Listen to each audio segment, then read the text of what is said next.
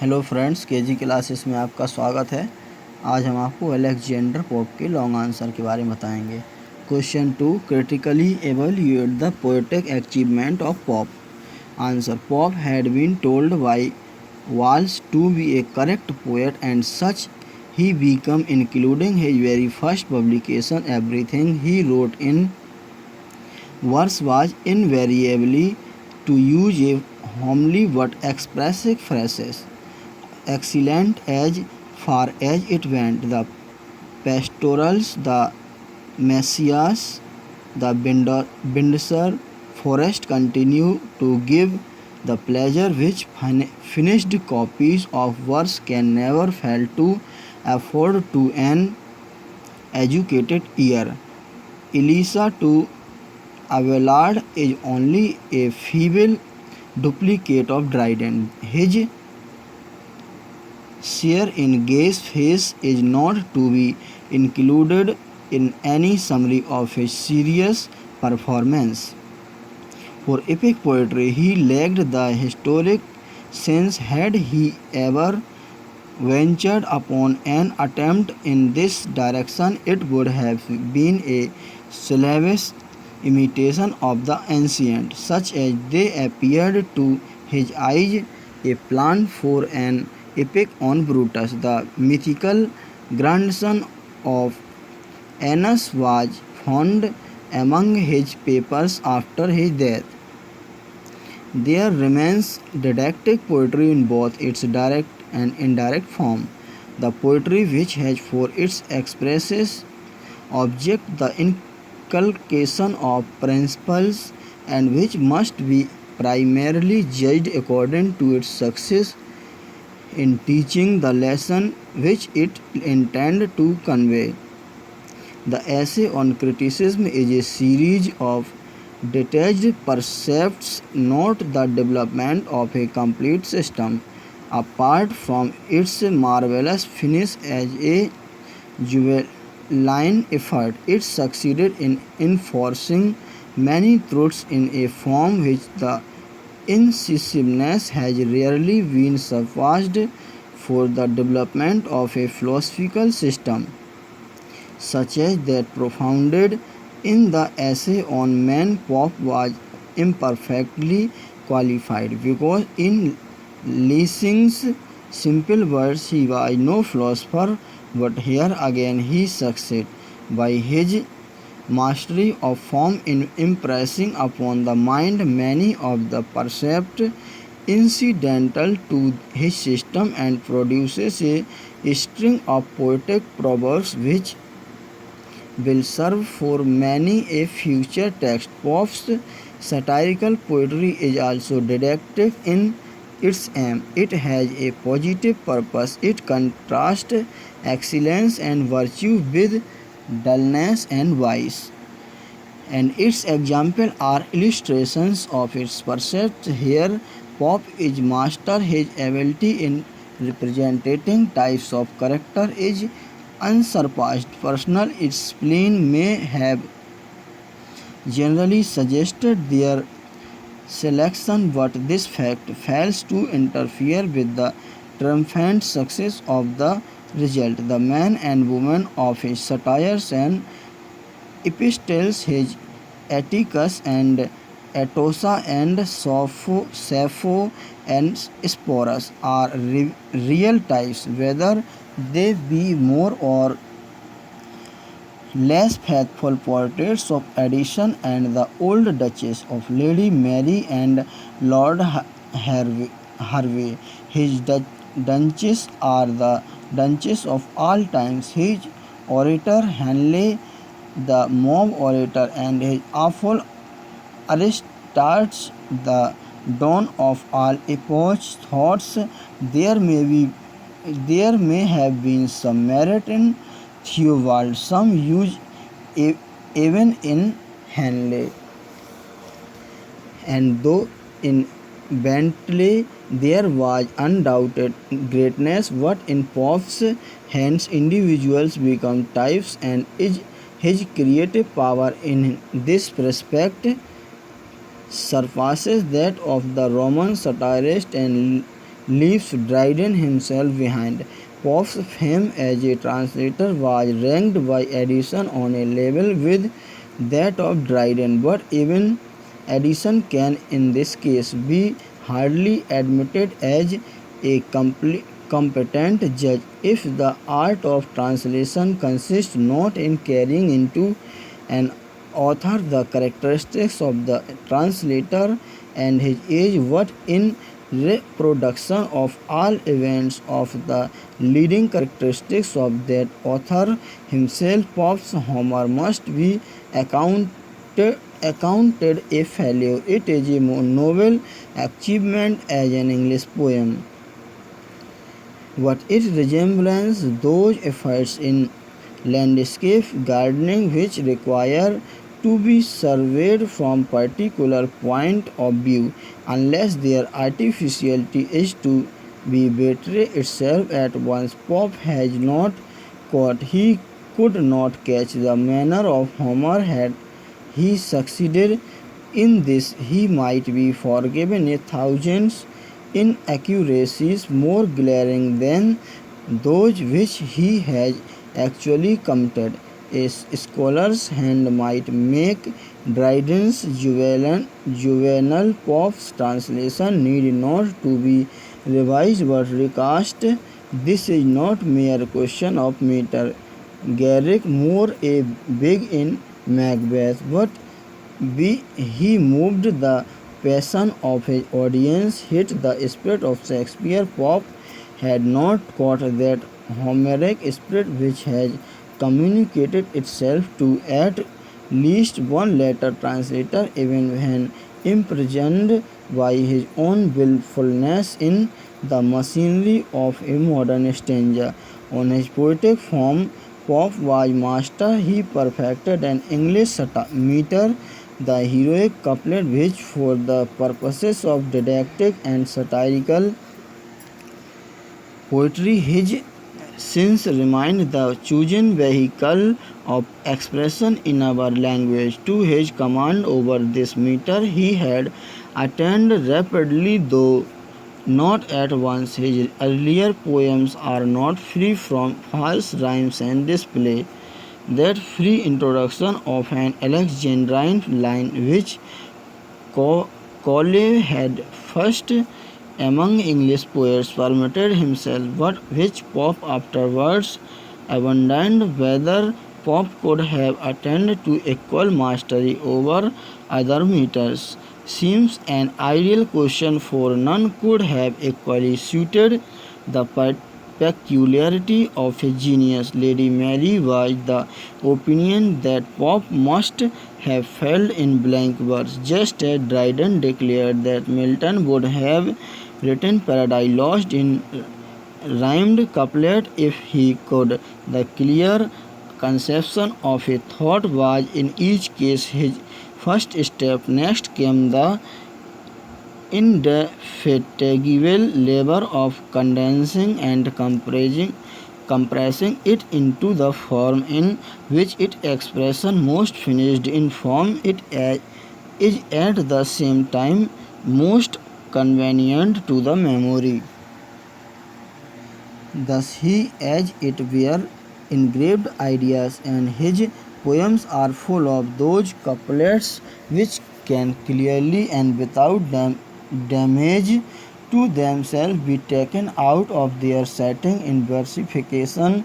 Pope was at, he often said, pupil of Dryden, but he far surpassed his master. Dryden's verse is often slovenly and abounds in big lines. In Pope there is never a syllable, hardly ever a line too much. On the other hand, Pope might, with disadvantage to the effect of his poems as a whole, have departed from the ordinary rule as to the listening to the page of Pope and entire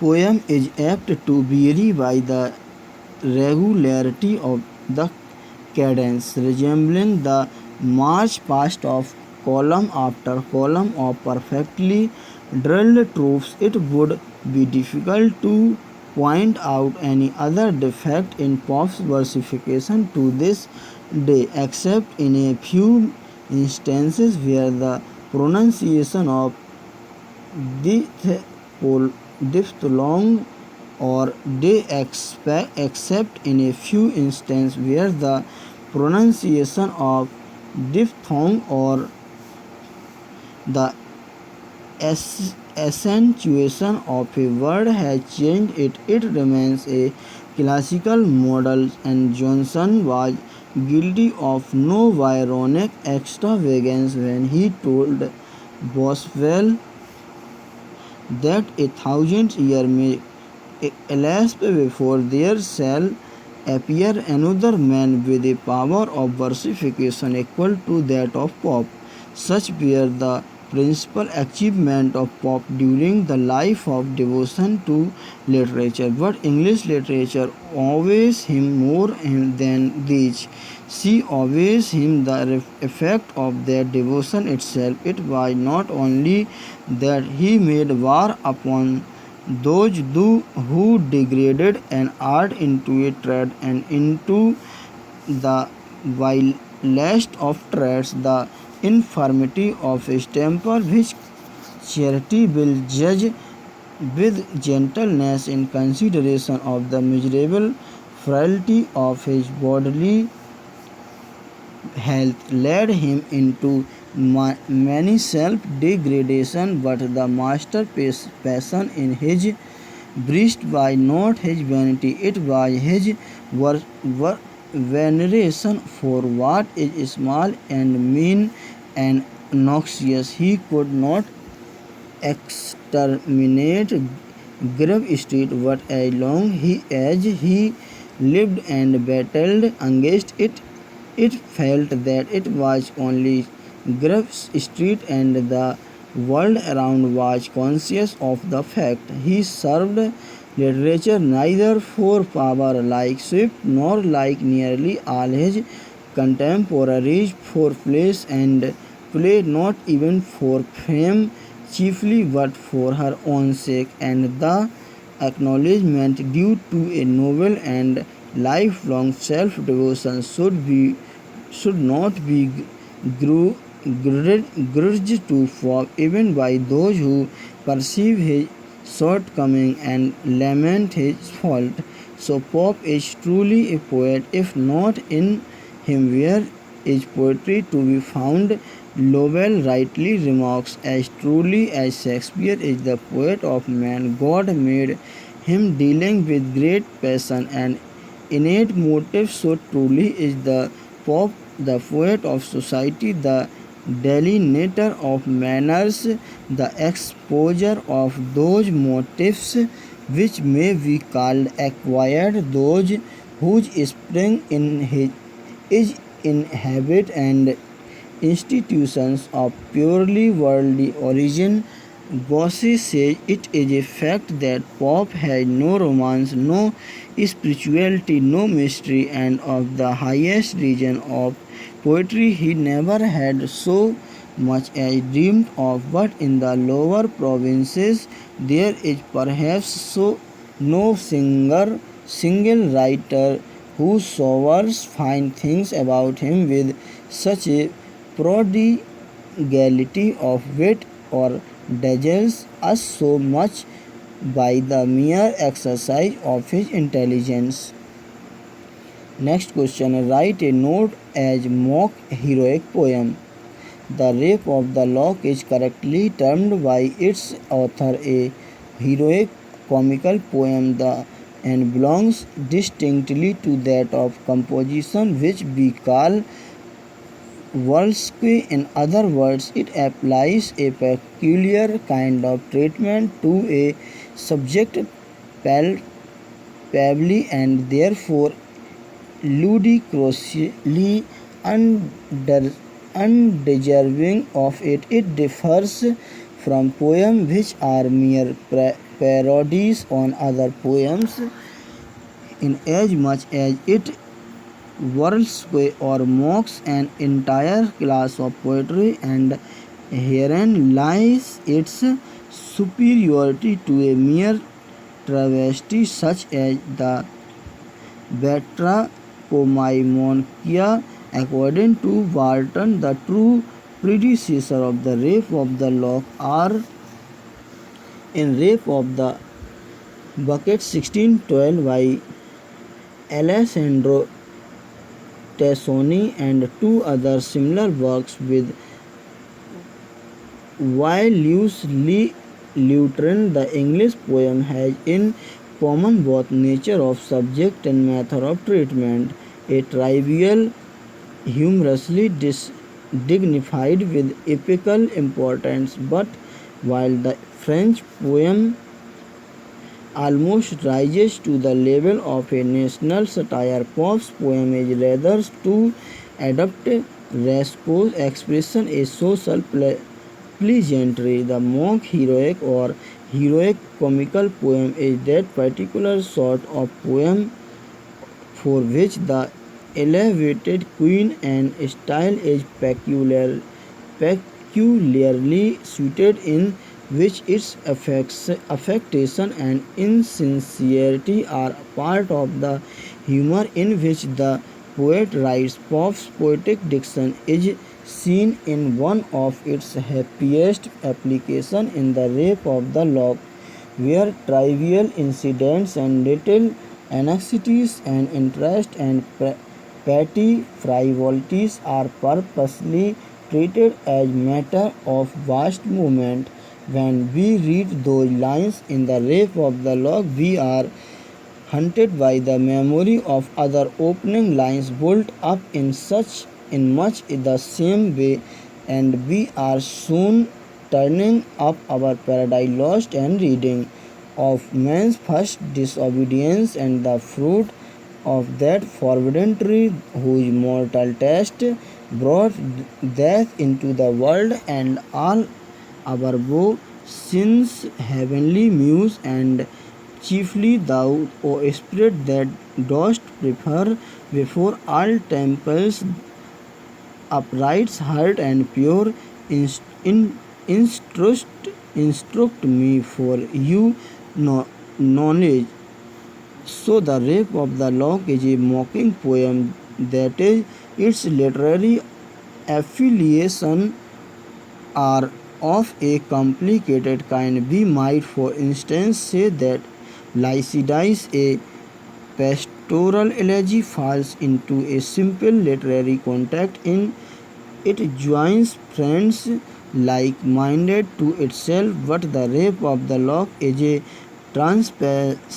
transpassers. It joins the tribe of the epic as Puck joined the human being in a midsummer night's dream. I sing, Pop exclaims, arranging the heavy singing robes of Milton about him, but his attitudes are cured by what he announces he is going to sing, and it is not Homer's wrath of Achilles or Virgil's arms and the man or Milton's justifying of God way to man. It is merely the cutting of a girl's hair.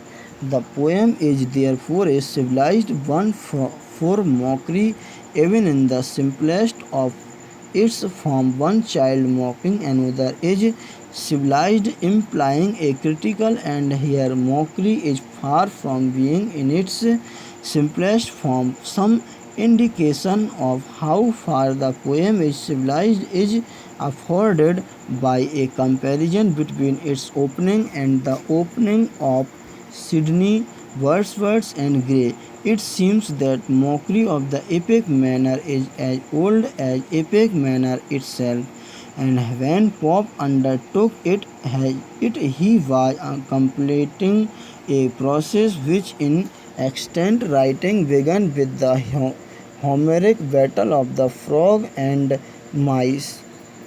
Burlesque and mock heroic had become especially popular in the 17th century. Don Quixote itself had appeared in 1615, and so far as Pope's particular poem is concerned, there had been Wailu's Lutheran and Girth's dispensary. Girth had laid down the principle for effective mock heroic, leaving to Pope the chance to produce something better by punishing the same principle to their logical conclusions of completeness, proportion, delicacy, homogeneity. The Rape of the Lock is the masterpiece of the mock heroic because in its 1714 form, it mocks at the maximum amount of the epic. The mockery takes different forms and employs different devices apart from the general mockery of the epic form and substance. The epic manner with its invocation, its similes, its he said as, and the epic matter with its machinery, its battle, its journey on water and down to the underworld, its harangues. Apart from all this, there is particular mockery of a scene or a detail or a certain speech or a comment in the person of the poet, and the scale of mimicry is always varying. We find Valinda flashing lightning from her eyes, but against the wolf of Hector she is a mere sylph of a girl, a mere fashionable lady like any figuring in the unheroic pages of the Spectator. We find an altar at which ardent prayers are faithfully half granted, and a goddess who is worshipped, but the altar is built of France romances, and the goddess is the image of when Valinda in the mirror of her dressing table. We find a battle drawn forth to combat like the Greeks on a velvet plain, but it is only a game of cards on a fashionable card table. We find a supernatural being threatening his inferior with torture, but it is a self, not Job, and the torture are neither thunderbolt nor pan of heads, but cruelties devised ingeniously from the requisites of the toilet table. The scale of the imitation is always shifting, but on the whole it is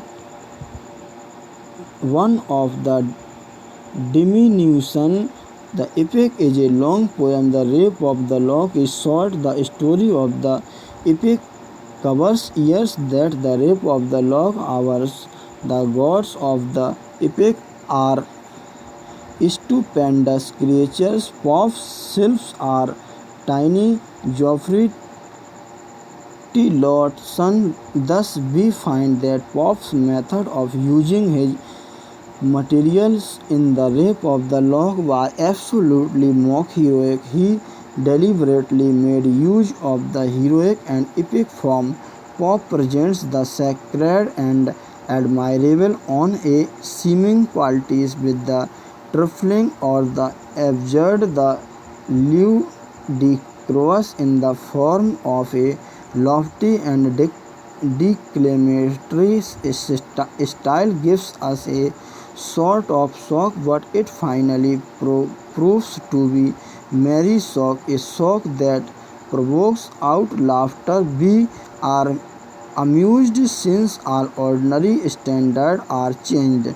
The spirit of the Augustan age found its most complete embodiment in burlesque poetry. It was then in perfect accordance with that spirit that Pope developed and expanded his and is spirit into its fuller form. It was thought that supernatural agents were essential to an epic poem. Pope was particularly happy in his selection of such beings.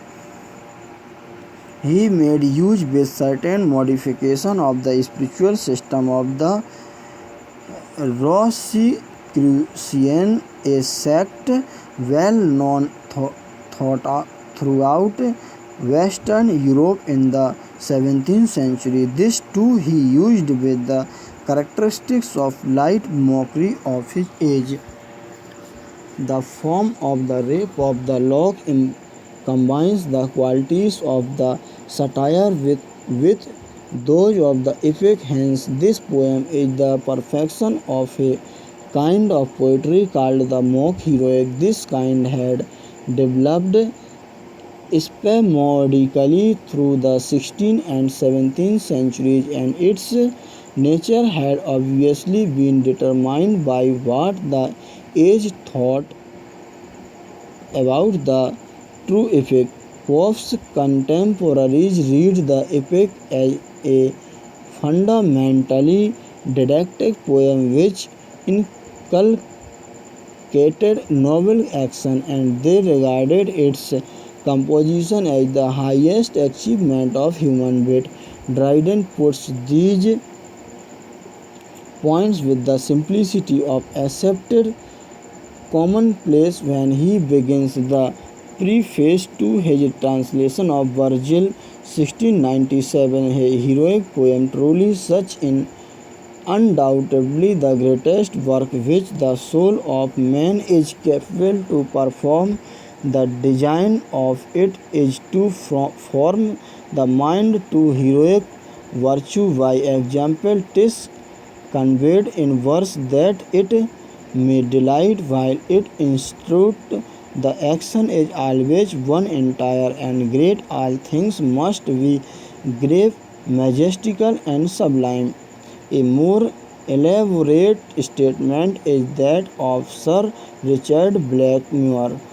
In an epic poem where characters of the first rank and dignity, illustrious for their worth or high employment, are introduced, the fable, the action, the particular episode are so contrived and conducted, or at least ought to be, that either fortitude, wisdom, piety, moderation, generosity, some or other noble and princely virtue shall be recommended with the highest advantage, and their contrary vices made as odious, to give men right and just conception of religion and virtue, to aid their reason in restraining their exorbitant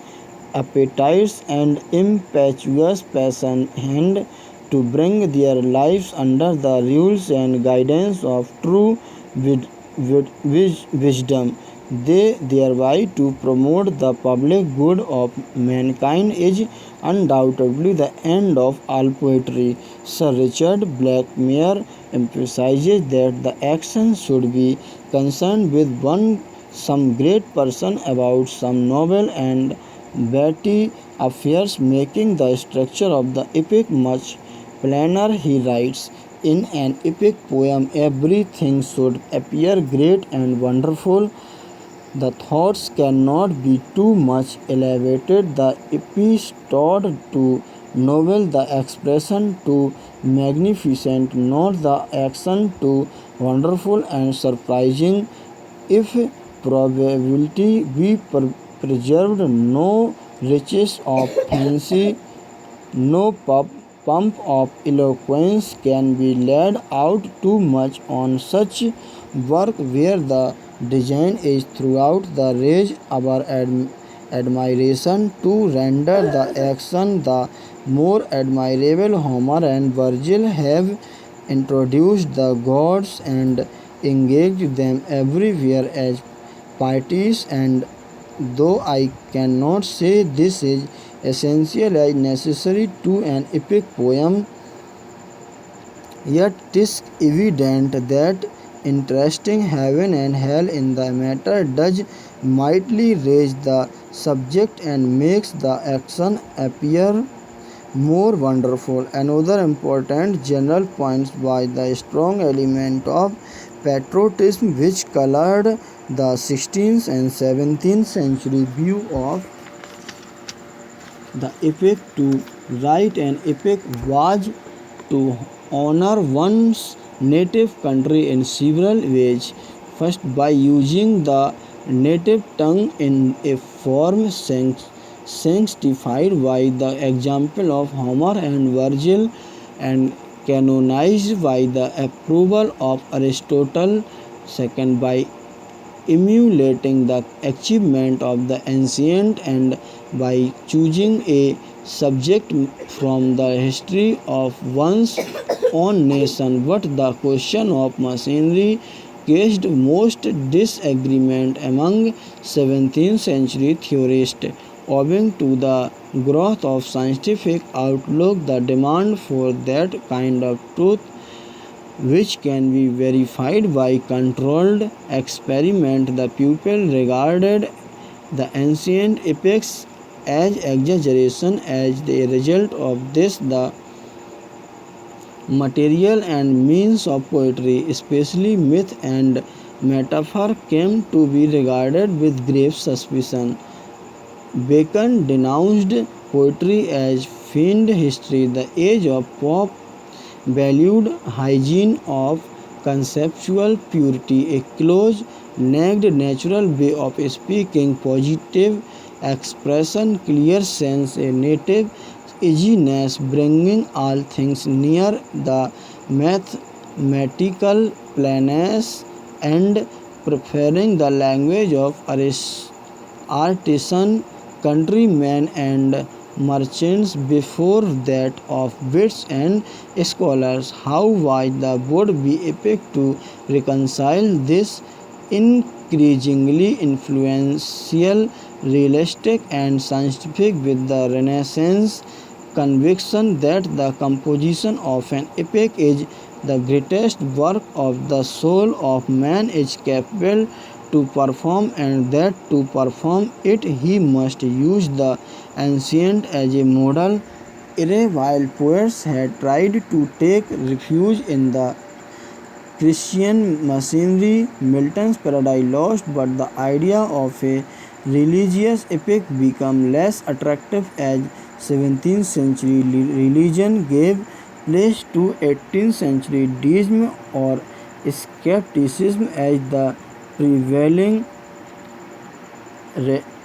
rationalism took an ever stronger hold. Confidence in the truth, or as modern jargon has it, the relevance to contemporary need of poetry that deals in myth or fable, that uses metaphor and symbol, was widely accepted, and yet the old favorite continued to exert their potent spell over man's mind. It was this situation, produced by the impact of the new philosophy on epic theory, that accelerated the development of the mock epic, for here the reader found and could enjoy all the familiar trappings of the poems of antiquity that he knew and venerated without being uneasy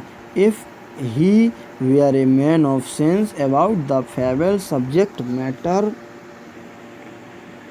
Since the subject matter of the mock epic did not claim to deal with truth but with self-confessed triviality, moreover, there was a way in which the mock epic offered truth of a kind which the age could accept.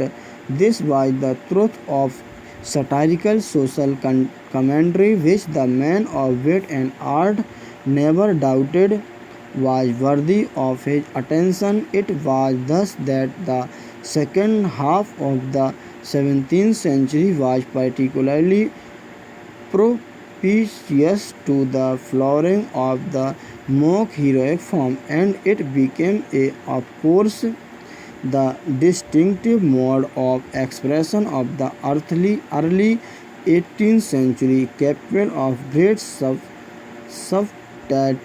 subtlety, expressiveness, and variation. It is now time to glance at what the mode had produced before the rape of the lock. Rightly says Professor Kazemian, the classical period is the golden age of parody. The rational attitude of the writer tends to make him critical and of a modern turn of mind, while on the other hand his doctrinal principles force upon him the imitation of ancient models, and the spirit of the age finds a subterfuge in a vein of mockery. Mr.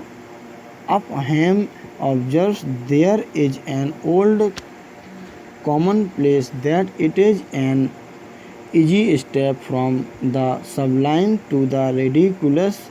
Heroic poetry, but its constant starving after lofty height was always perilously near exaggeration, and this in turn was a great encouragement to burlesque. In Italy, there was a vogue of burlesque verse in the earliest days of the Romantic epoch, and the richest period of France's heroic poetry produced mock heroic verse that has long outlived the thing it satirized. While there are countless variations, this mocking poetry award fell into two fairly distinct classes. The simpler of these, the travesty or burlesque, proper, present, dignified subject worthy of epic treatment in a flippant, disrespectful manner, in a short copy sort of verse packed with slang and vulgarity and unnatural rhymes. The author, the mock heroic, has all the epic dignity of form and idioms of which the author is capable, but celebrates some hopelessly trivial subject. The first of these, while extremely popular among the Restoration bits and always more or less in evidence, since has rarely been admitted in the polite society. Any serious literary form can be thus burlesqued, and it happens the burlesque plays like the rehearsal or the nights of the burning pastile are much easier to point out than burlesque epics. However, it would be very useful to distinguish between three types of literary mockery, if only because they are easily confused. They are burlesque, parody, and mock heroic. Burlesque mocks and deflates a given literary form by degrading it. Dido is made to speak like a fish wife. Parody mocks it by imitating very closely its formal properties and applying them to incongruous or unlikely subject matter. Mock heroic is a specialized form of parody of the epic, the fishwife, or some equally unlikely character is made to speak like Dido. These methods are by no means mutually exclusive and can exist side by side in the same poems. Indeed, they do in Rape of the Lock. Neither parody nor burlesque was new in the 18th century. The play of Pyramus and Thisbe in the last act of A Midsummer Night Dream is a burlesque and more directly relevant. In 1648, a burlesque of Virgil had appeared in France. Scarron Virgile travesty in the autumn of 1711 when Pope came to write the first version of The Rape of the Lock. Mock heroic poem like Violus Le Lutrin had already appeared. 1674 an English version of Le Lutrin appeared in 1708. Dryden also used this form in Mac Flecknoe, and it is on these two models that Pope formulated his conception of the mock heroic in The Rape of the Lock. The Rape of the Lock undoubtedly is one of the finest specimens of mock heroic poetry in the English language. It travesties the serious epic in beginning. All the leading features of the epic machinery, lofty in incident, character and style, to the exaltation of a trivial subject like the theft of a curl from the head of the fair Belinda. The theme has, of course, neither epic dignity nor the occasion for epic action, but the jest lies in treating it as if it had particular care. It is given to the introduction of as many epic devices as possible. The opening in its imitation of the great epics. What dire offense from amorous causes springs, what mighty contest rise from trivial things. I sing thus self-spirit of the air, borrowed by Pope from the doctrines of Rosicrucian, furnish the cheap supernatural machinery. Beside there are dreams and portent and grisly visits to the cave of spleen. Also the poem also contain conventionally formal speeches inserted in the much expanded action. A game of cards supplies a muster of the troops, and there is a thrilling heroic combat in which metaphors and ladies' frown are the most fatal weapons. The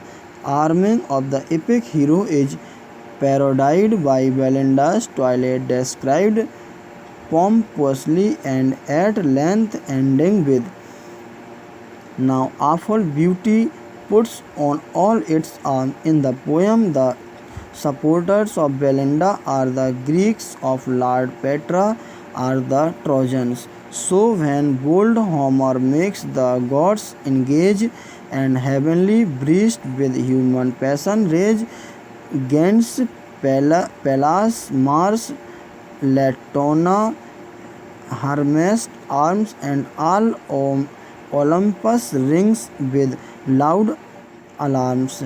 Another epic battle in the poem is that of the cards played on a green table. Structurally, therefore, the poem is a parody of a classical epic. The effect of the parody has been heightened by the heroic style in The Rape of the Lock. Pope knew that use of pompous expression for low action is the perfection of the mock epic. The poem begins with an invocation to the goddess of poetry. The seizures are described as two-edged weapon, little engine, fatal engine, shares and meeting points. A totality is described with the solemnity of an altar raised to the goddess of vanity, and the history of silver bodkin is given with all the pomp of heraldry. No pens are spared, no profusion of ornament, no splendor of poetic diction to set off the meanest thing. The little is made great, and the great little. You hardly know whether to laugh or weep. It is the triumph of insignificance, the apotheosis of foppery and folly. It is the perfection of the mock heroic Hazlitt. The use of epigram and anticlimax and delightful irony are a few features which make this poem a parody. The death of lapdogs is kept at the same level as the death of husband.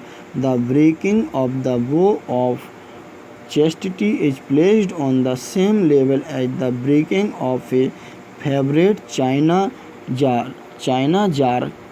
Queen Anne at Hampton Court is delightfully described as sometimes taking counsel and sometimes tea. The irony comes in the description of the Buicks with their wide skirted coats and high-heeled shoes, their snuff boxes and malacca canes, and the bells with their petticoats, tweezers, cases, pens and pins, their fans and their blades.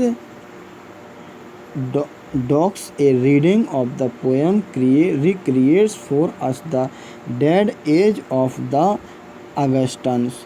Above all, the description of the battle reminds one of that of Troy. She fears Belinda on the Baron flies with more than usual lightning in her eyes. Now meet thy fate. Incensed Belinda cried and drew a deadly bodkin from her side. The triviality of petty things is further mocked at by alluding them to the well-known episodes of literature. Belinda's shrieks are compared with those of Othello. No fears Othello in so loud a strain roared for handkerchief that caused him pain. Similarly, the bold baron is reminded of Silas Doom. Ah, siege race youth, desist ere it is too late. Fear the just God and think of Scylla's fate, changed to a word and sent to flit in air. She dearly plays for Nisus injured here. The Miltonic echoes too can be observed in a passage cited below. Whatever spirit careless of a charge his poet neglects or leaves the fair at large shall feel sharp vengeance soon or take his sins, but stopped in vials or transfixed with pens or plunged in lakes of bitter wishes lie or wished whole ages in a bodkin's eyes.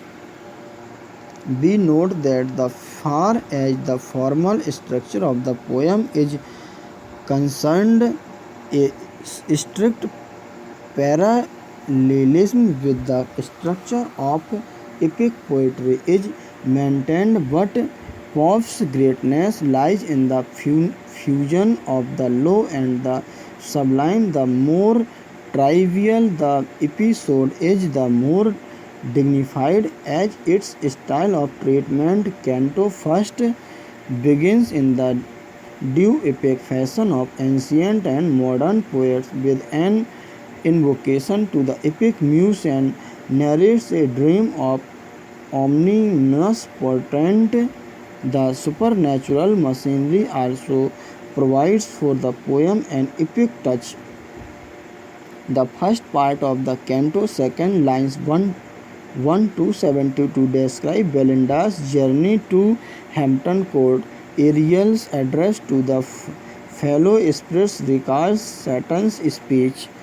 In Pandemonium, Canto 4th describes Umbriel's visit to the cave of Spleen, recalling the journey to the underworld in an epic. The name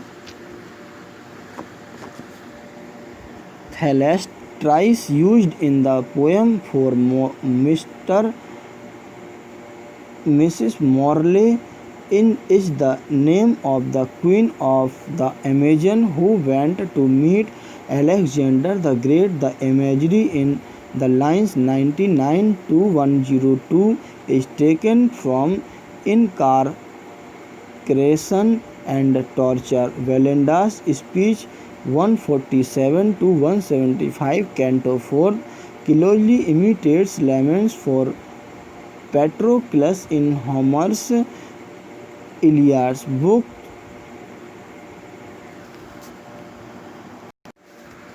Book 18, Canto 5th gives the moral of the poem. Lines 1 to 6 of this canto are an echo of scenes between Aeneas, Dido and Anna in the Aeneid. Fourth, the moral which the poem embodies is the doctrine of good sense and good humor, and keep good humor still whatever we lose, and trust me dear, good humor can prevail.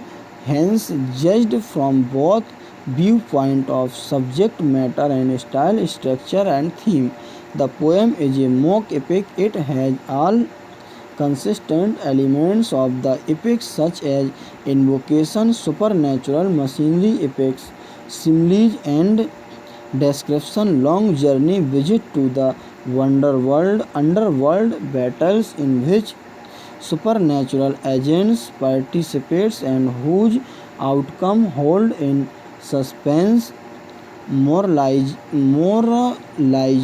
and epic speeches. But the story of the poem, as Titterson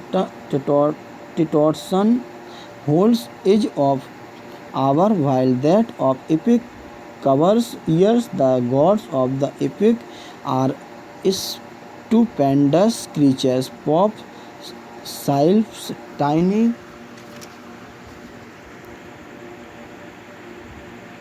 The Rape of the Lock thus is a witty parody of the heroic in poetry. Hazlitt calls the triumph of insignificance the apotheosis of foppery and folly. The little is made great, and the great little. Dr. Johnson regards it as the most attractive of all ludicrous compositions. Wilson Knight says the whole poem is a flirtation with the sublime. Thanks, best of luck.